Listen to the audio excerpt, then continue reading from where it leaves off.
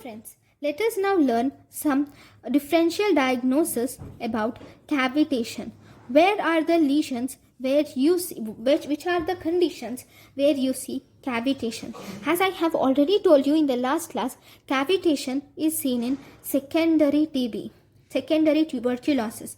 It can be seen in histoplasmosis in the fungi, and it can also be seen in squamous cell carcinoma.